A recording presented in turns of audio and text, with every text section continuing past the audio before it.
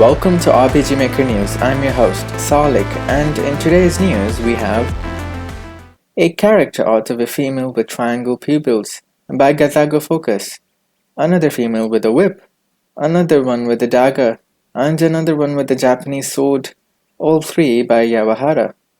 Next we have 3 new game releases, an RPG where you travel through a fantasy world and gather magical words, and then you use these words as key to unlock new maps. Boo, a ghost story, where you and a ghost both happen to be waiting for someone in the same location, so you end up hanging out together as you wait. DW, an adventure RPG where you play as a boy stranded in a world full of drawings.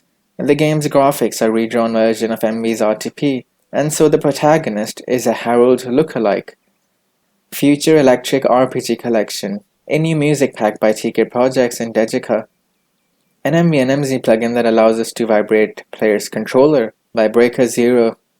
An MZ port by Monokura of an MV plugin that allows us to set up a shop with an inventory system to it.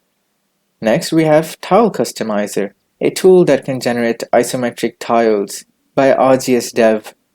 Some sprites of futuristic vehicles by Rinoba and Dejika.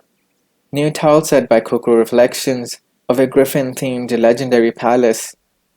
And in this last news for today, itch.io App Store is now downloadable on Epic Game Store, which means we can start telling people our RPG Maker games on itch are playable through the Epic Game Store. Now isn't that just epic?